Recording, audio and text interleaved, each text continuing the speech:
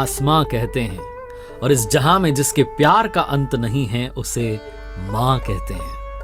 नमस्ते दोस्तों, मैं हूं आरजे कार्तिक। एक बड़ी छोटी सी कहानी है। जिन्होंने कहानी लिखी है वो कहते हैं कि मैं एक बड़ा अधिकारी बन गया। मेरे घर में सब कुछ था, खुशियां थी, लेकिन बस एक चिंता सताती थी, वो थी माँ की। मेरी माँ की एक आंख नहीं थी और मेरी माँ की कमर हमेशा झुकी रहती थी।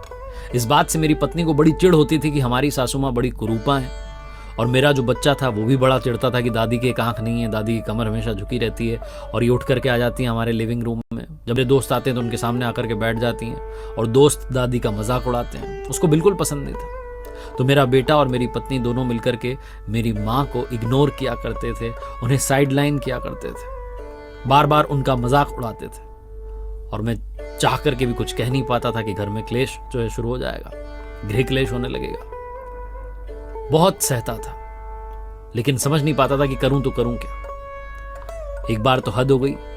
माँ जो थी वो तानों से परेशान हो गई और कहने लगी कि बेटा मुझे तो गांव में छोड़ा, तेरे मामा जी मेरी देखभाल कर लेंगे, वहीं रह लूंगी। और जहां माँ मुझे कह रही थी वहीं मेरी पत्नी ने भी सुर में ला के कहा, हाँ हाँ माँ जी को छोड़ाओ। मैंने कहा वहां कौन देखभाल करेगा? तो कहने लगे, अरे मामा जी रख लेंगे और अपन थोड़ी सुविधाएं करके आ जाएंगे, चिंता क्यों करते हो, हम जाएंगे ना, सब ठीक करके आ जाएंगे।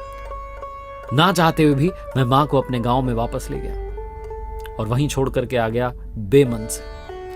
वापस शहर में आ गया। हमारे चाचा जी जो अमेरिका रहा करते थे, डॉक्टर थे, वो आए एक बार छुट्टियों में मिलने के लिए। तो उन्होंने आकर के पूछा कि सब ठीक चल रहा है, भाभी कहाँ है? तो मैंने कहा माँ तो गांव चली गई हैं। तो उन्होंने कहा चलो सब मिलने चलते हैं भाभी से। तो कार में बैठकर सब रवाना होकर गए गांव में। जब गांव में गए हमारे पुराने घर में, तो जाकर के देखा कि माँ एक चारपाई पर लेटी हुई थी, गर्म बुखार में तप रही थी। चाचा जी को बड़ा गुस्सा आया कि माँ इस हालत में और तुम लोग वहां पर रह रहे हो शहर में। मैंने कहा कि अरे माँ की जिद थी। माँ कहने लगे, अरे देवर जी आप डांटो मत, मैं तो मेरी जिद से यहां आ गई। चाचा जी सब समझ चुके थे।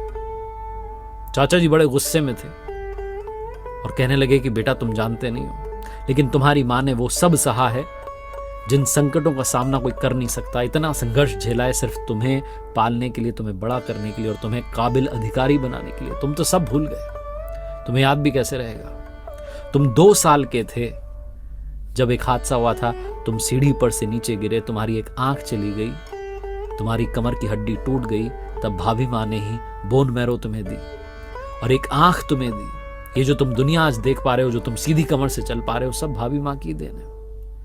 मेरी आंखों से झरझर आंसू बहने लग गए। मेरी पत्नी की आंखों में आंसू थे। चाचा जी बहुत गुस्से में थे, कहने लगे कि चलो भाभी मैं आपको अमेरिका लेके चलता हूँ, इनके साथ रहो मत, ये रहने लायक लोग नहीं है।